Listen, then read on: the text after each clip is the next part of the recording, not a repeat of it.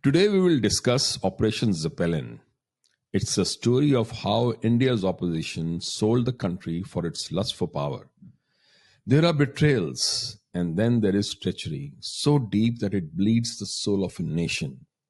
In January 2023, Gautam Adani was in Israel finalizing the acquisition of the strategic Haifa port, a deal that would not only bolster India-Israel relations, but also shift the balance of maritime power in the world.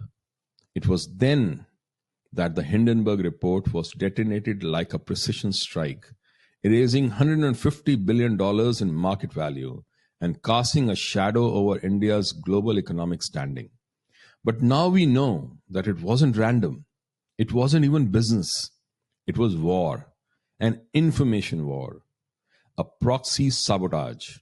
And the Gandhis, the Congress ecosystem, the TMC cabal, and their NGO-financed global lackeys were the enablers. Israel's spy agency Mossad launched Operation Zeppelin to investigate the timing and the motivations behind the Hindenburg attack.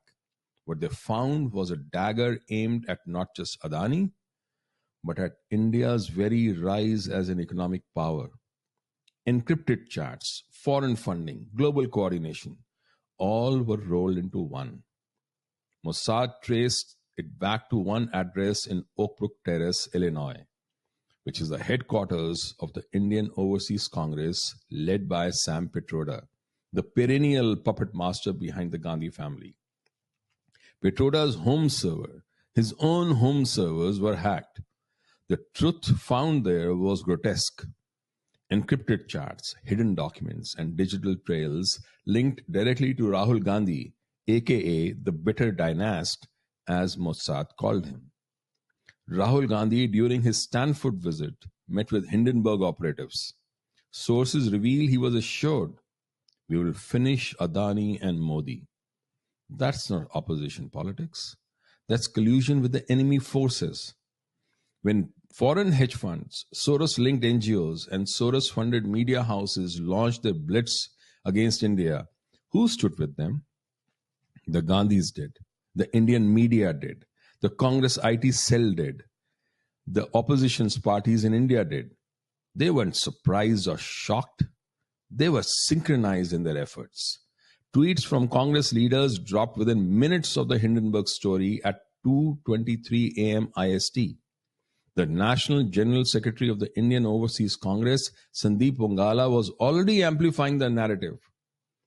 That wasn't dissent. That wasn't transparency. That was sabotage. Let's ask a fundamental question. Why would a political party rooted in India act as a courier of chaos for foreign agents? Because India under Modi is not an India they can control. Because Adani, Ambani, and the new Indian entrepreneur class are not beholden to dynastic favors. Because India, bold, sovereign, and rising, threatens the colonial echo chambers they still bow down to. The Gandhis don't just hate Modi. They hate an India they cannot control and plunder. They fear irrelevance. So they gamble with the nation's future, aligning with Soros, collaborating with hedge funds, leaking to global media, and activating their toolkit at midnight every time Bharat asserts sovereignty. The 353-page dossier from Mossad names USAID, OCCRP, Western media outlets, and the Democratic Party-linked hedge funds as amplifiers of anti-Adani and anti-India narratives. Pitroda's communications, decrypted by elite Mossad cyber units, show systematic attempts to undercut Indian economic power just before the Haifa port deal. The goal was clear: derail India-Israel cooperation, hurt India's global standing, and burn down every symbol of India's rise. The time for silence is over. When opposition becomes subversion, it ceases to be a democratic disagreement. The opposition has become an enemy of the state. We are witnessing a battle for the soul of India, not just on our borders, but within.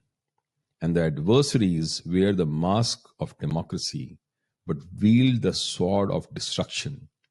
They hate what India has become because it no longer kneels to their whims.